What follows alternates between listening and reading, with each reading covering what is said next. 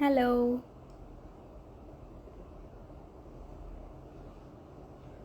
Hi Tasmim.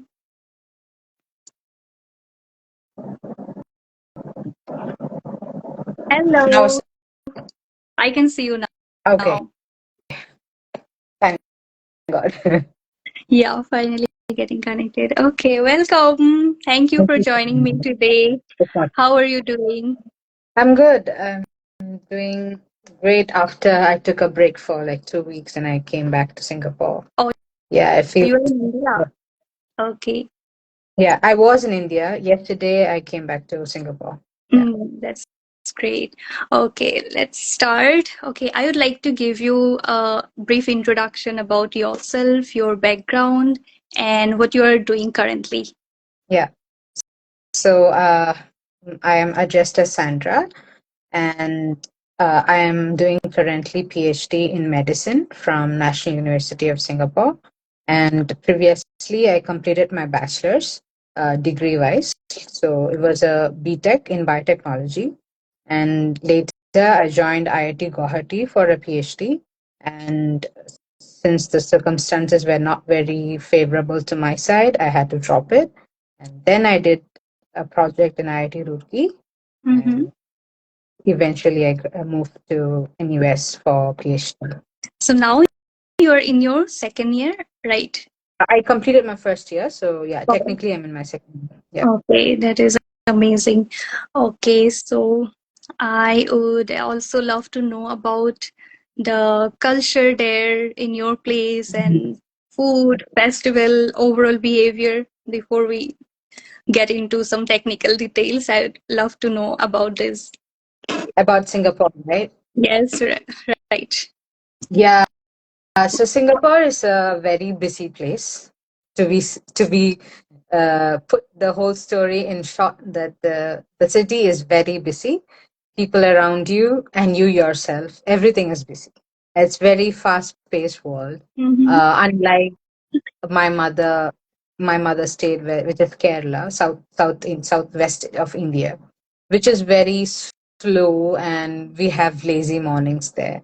But here we start the day with all the calendar invites and strictly seeing our schedule, like what's going to happen the whole day. And when I met my professor for the day one, I told him like I need to have a chat with him.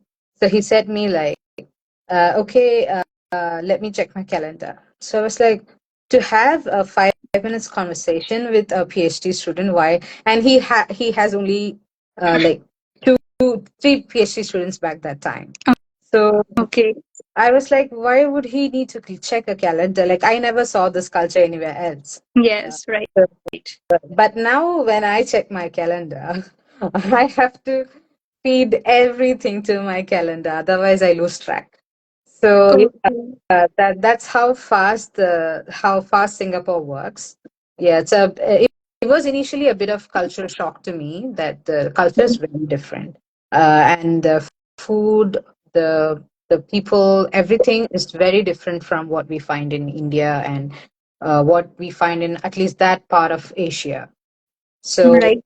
the food here is kind of nice. Like they have more of sweet flavor than the other flavors like sour or spicy. They don't eat much of spicy food. They prefer sweet. So they have Mm-hmm. chicken with sweetness. They have fish, which is sweet. Almost all the food that we eat, which is spicy back in India, are sweet in here. Okay. So they prefer all the honey roasted versions of it. Okay. And okay, yeah. And okay, you tell me, you said your calendar is always packed up, right? Like as a first year PhD student, that we had enough time in our hand Yeah, when in India. yeah. So you tell us about a day, how a day in your PhD look like from morning to night, a Mm. typical day in your life. So I'm a person who likes to be busy. To say that about my whole day, like I like to be busy and I like to keep myself doing many things at a time. I don't want to just do PhD. I Because there was a time when I did only PhD, and that made a lot of pressure in me to just achieve my degree per se. But now I do many other things which keeps me motivated, I would say, or I would say like it gives me a bit of distraction from the everyday routine that I have. So in the morning, so I'm a bioinformatician, so I work with designing drugs to RNA sequence analysis. So I cover two domains of bioinformatics, uh, from data analysis to drug designing. Okay. So I start my day typically around like 8 a.m.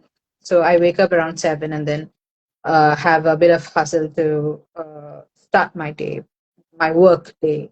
So, but from tomorrow, what I have to do even before starting my work is feed my cats around the university. So even for that, I should add that to my calendar because it's a formal work kind of thing. It's not like you can just go and feed the cats. No, we Okay. have a set of rules to follow so as to feed the cats.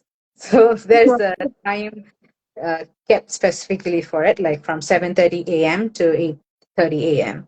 So within that time frame, I try to complete that, and then I come back, sit on my laptop, and check all the emails, and then respond to them, and immediately start my work. And I work all the way until like 1 p.m. when I usually have my lunch. So if I'm in my university, so here we have study areas where we can go and study, basically. So I go reach out to some place where there are a lot of people sitting around me and working, so that I'm also not motivated to go back to my room. I just sit there and I work. So this is one of the, I would say, a drawback of computational work, where you needn't physically go to a lab and do your work. So there are, I do both. I do both wet lab and dry lab. Mm-hmm. So for the wet lab part, it's not everyday thing.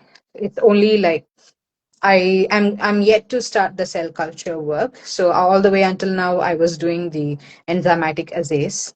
For example, like methyl transferases assays.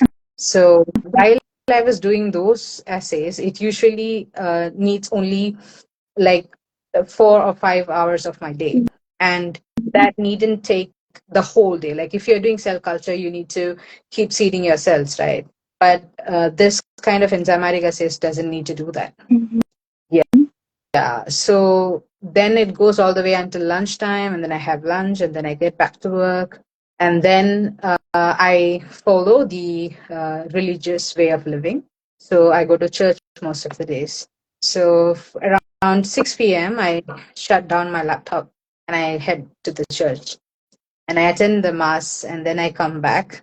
And sadly to say, some days I even overwork and I work all the way until like 9 p.m. or something. And then I'm also a assistant in my hostel. So I have to attend a bunch of trainings and that kind of meetings. And those meetings are usually kept at night so that students can like do a work life balance kind of thing. So from 9 p.m. to 10 p.m., around that time, we have a meeting going on. Uh, yeah, so then I get back to bed and I'm exhausted and I have a nice sleep here. So, That's how my typical day goes like. okay, and people are very particular, right? Like morning 8 to evening 6, and after that, no work, or people do Saturday, Sunday also. Because Uh, 9 p.m. till working till 9 p.m. in India is very common. yeah, Sometimes, even if we do not have work, we just love to be in yeah, the lab doing nothing. yeah. So, so So, when I I think, was in India, I used to work all the way until like 1 a.m., 2 yeah, a.m. true. That is true.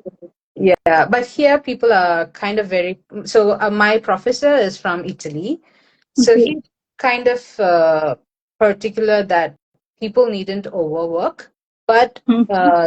just need to meet the deadlines. So I'm a person who doesn't know how to create something as a priority task. So for example, maybe you can classify it as a kind of ADHD thing, that everything seems to be priority to me.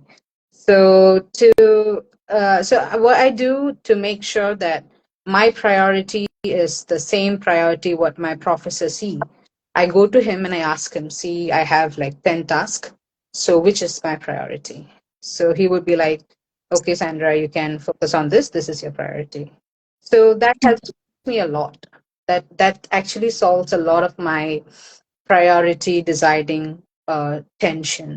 He solves that, and he tells me, so currently I'm working on 5 projects, uh, and 3 of them are based on drug designing, and the other 2 are based on RNA sequence analysis and microarray analysis. So Okay.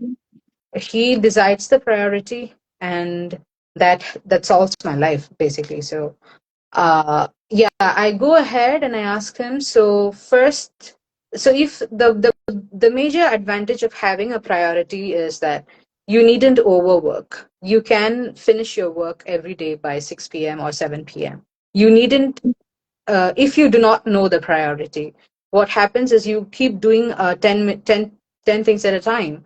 And when the deadline approaches, you have to work all the way until 1 a.m., 2 a.m. Mhm.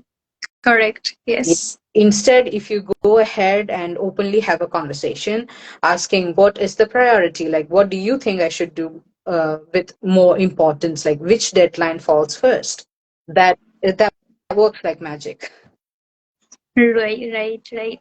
Okay, I think I will be including this segment since you're doing PhD. So if you can tell Mhm. the process of your application, initiation of your application to finally when you join the university, that process, if you tell us briefly, I think a master's as well as the bachelor people who will be watching this video will get benefit from it.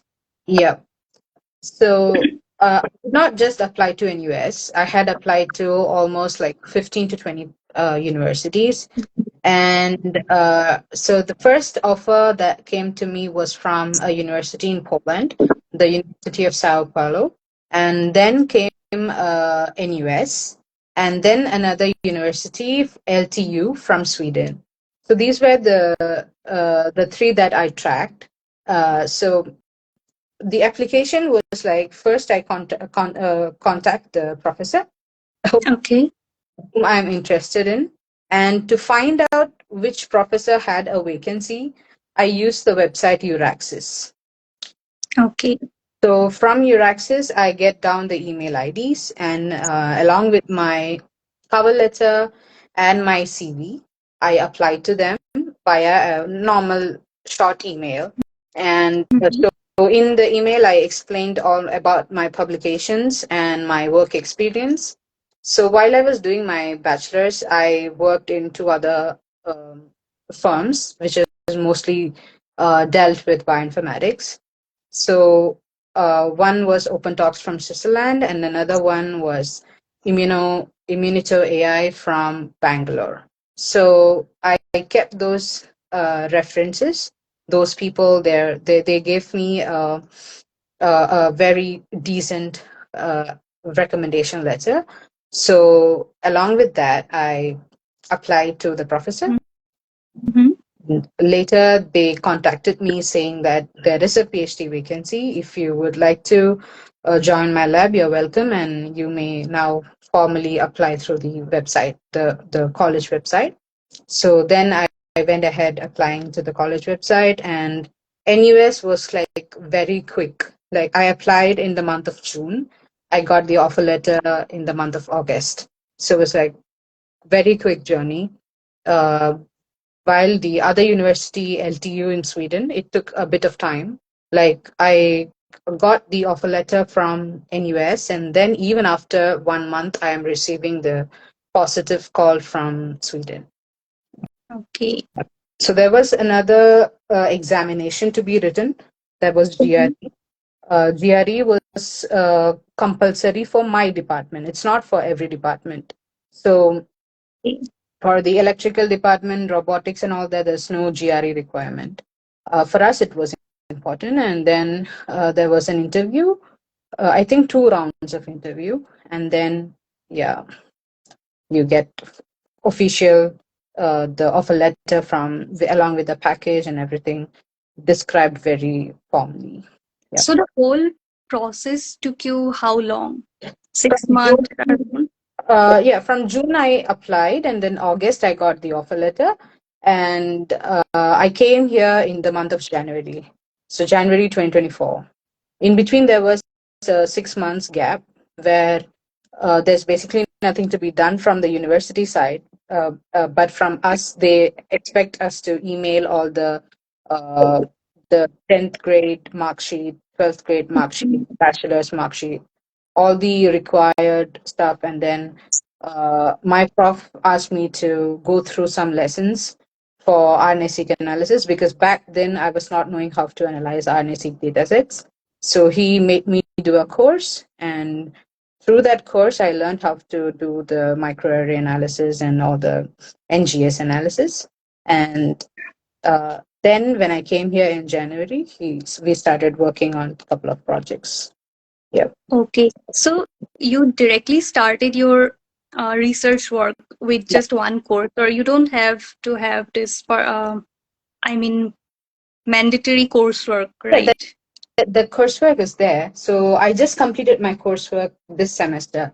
So the first Oh. semester, so here there is a lot of flexibility, I would say. Like you can complete coursework in the first 2 years. So there's 4 semesters in which you just need to complete 4 courses. Hmm. So for me, because I have only my bachelor degree, I have to do 6 courses. So I have 2 years to complete 4 courses, and the rest of the 2 years I can do 2 courses. That's okay. But what I did was in the first semester when I just joined, I focused on completing my lab, like my just establishing my bioinformatics facility because my lab was a fresh lab in NUS, so he did not have enough computational resources, although he had the wet lab resources. So I concentrated on making the platforms better. Like we have National Singapore Computational Facility. So the from Singapore we have a lot of super machines to do it, supercomputers to do it. So first I established that. And then that was my first semester where I did only one course. And then in the semester that I am in right now, which I completed, in this semester I did 5 courses. So which makes into 6. So this semester I kind of did both at the same time, like 5 courses and my projects. So yeah, that's how the second semester is now. So now I have officially done with my coursework. Yeah. Okay. And do you have the flexibility to select your own topic, or your faculty do that for you? So for the topic, it depends on the professor. For me, my prof asked me to design a particular drug called as Protax. So and I can decide on whatever protein I want to try it on. Whichever protein I want to try this drug on, I can do that. So um, so first, what I did was so he wants me to show the prototype first. So initially, I developed a Protac or a drug. So Protacs are drugs used for protein degradation. So I work on aging science. So as we age, there's proteins that are getting accumulated, right? So to degrade them, we use Protacs. So I first designed a Protac for mTOR, if you have heard about mTOR protein. So I first tried to degrade mTOR, and once that successfully worked out, now we are looking on to different other proteins that might accumulate during the process of aging, like insulin receptors. So yeah, we have the flexibility to work on any protein that uh, I would like to do, but the drug he was quite specific. But that's my PhD thesis. However, I have a number of other projects which are not directly related to my PhD thesis, but will be eventually included in it. For example, the methyl transferases project that I'm working on. So over there, it's all small molecule drugs. So in that in those projects I can like explore very well. Like if I want to work on small molecules, if I want to work on aptamers, anything that's up to me, I can do that. Okay. And what are the challenges that you face during your work, and how do you handle? Hmm.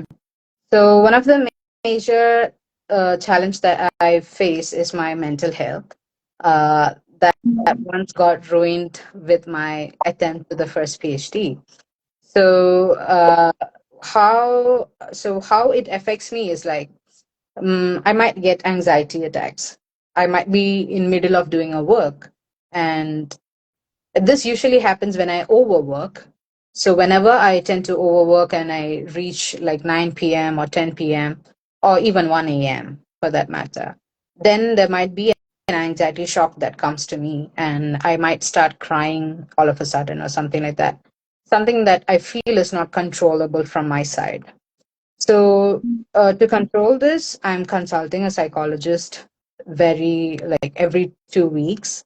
So she tells me how to deal with this, and currently I'm doing something called as logotherapy. So logotherapy is a way of writing your emotions, your thoughts, your behavior, and the incident that happened, which led to this current situation. Right. Yeah, so this logotherapy works really well for me. That's how I am currently managing my fluctuations in the mood or fluctuations in my emotions. Yeah. Mm. Thank you for sharing, because these are some topics that people usually do not like to talk. Mhm. Though most of the PhD students go through Yeah. some sort of mental health issues at Yeah. some point. Right. Thank you for sharing. No problem. Okay. Yeah. And what is the lab culture the in your place? Like other people, what is their behavior? Are they all from that place, or like other people, different country people? What is their behavior? How do you mingle? So we have a very diverse lab. One is from Malaysia, but she is originally from Dubai. So she's like a mix of, she herself is a mix of culture. And then we have two of us from India, and but he was mostly working in the US, so he's again culture mix. And then we have another two students from China. So they are mostly in Asia, but and the professor himself is from the Europe. So we have like different continents coming together and trying to maintain peace and work. So yeah, the lab culture is quite good. Like I have been into different labs, so I know how some certain labs are toxic and certain labs are pretty like really good. Uh, Right. when I was in IT Roorkee, I had the kind of a heavenly experience where the lab was so good. Like I would never feel like leaving lab. Like I literally felt like a family. So I think but here it's more professional. There's no Mhm. more personal bonds, no, but there's a lot of professional motivation that you get from lab, which you might feel like, okay, I'm not leaving lab, but because this is the right environment for me to grow. Mhm. So yeah, that's how the lab culture is here. More professional, less personal. Yes. And I believe that it is the guide and the overall lab culture that makes most of your PhD life Yeah, more than the work that you do, right? So it yeah, is very important to select the lab very carefully. Yes, yeah. Uh, true. my prof, having known about all my mental health conditions and my irresistible urge to work, so he knows it very well because I openly talk about the thing to him. So I'm not shy to talk about my vulnerabilities or my incapabilities, I would say, because I think as we are all humans, we none of us is perfect. We all Right. have our own imperfections. And I think I embrace my imperfections now. So I tell him very openly about what I'm facing at the moment. So he, still being professional, he approaches to me in a way that I feel that I'm heard and I'm being asked for how my situation is. Unless I tell him openly, he wouldn't know about it. Mhm. So, and he, as a very good person, he comes to me and he asks, like, Sandra, are you okay now? Like, are you facing any of the challenges so that we need to like either postpone the deadlines, or do you want some other project to be done at the moment? So I know that I'm being heard, I'm being asked for if I'm okay or not, which I think is a very good thing to be done in every lab, because as PhD students, most of them face this kind of hurdles, like in their everyday life. Mm. And having professional boundaries and still being able to ask personal questions is really epic. Right. And I think my prof is like really good at it. Very, very true. I think, yeah, it's amazing now that you're in a good place. Okay, now let's talk about some light question. Mhm. So, let me frame this way.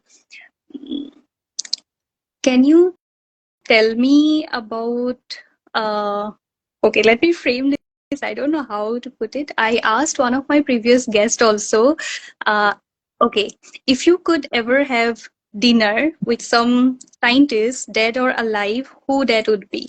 Like, it is kind of your crush scientific date, if I can put that way. Who would that be and why? It's the this for me. There's no confusion for that. It is always gonna be Stephen Hawking, Wow. because I know I'm not gonna have a conversation with him because of his imperfections, or say like perfect imperfections or something like that. So like I embrace every talent. Like I love talented people, and I believe that everybody is talented in their own ways. Right, Something about Stephen Hawking that actually, and another scientist I would love to have is John Nash. So both of them, John Nash was a person who was feeling a lot of hurdles and obstacles in his ways because of his mental health conditions, whereas Stephen Hawking was limited with his physical boundaries. that's true. Right. The way he wanted to communicate, he couldn't do it. The way Mm. he wanted to present himself in front of others. So for us, we could comb our hair, we could brush our teeth, Right, we could sit straight and present ourselves very well. But there were scientists who couldn't do that, but still they did their job. Like they did it very well. Like they did it tremendously well, and way much better than people who could present themselves well. right. True. So those are the qualities that actually struck me. And once I had a lecture on schizophrenia, and my prof was like, he said me like he's not sure how people with schizophrenia function. So I asked him this question: then how do you, prof, things that John Nash did get the Nobel Prize? Mm. How did he do it? Like mathematics is being such a challenging topic, then how a person with schizophrenia dealt with all the hurdles and still was able to win out of it. So he was like, that's an exception. That's an exception. So I was like, I don't think so, because I think there's a very high. So now we know that 70% of people suffer from depression, which was not the case years Right. back. But Right.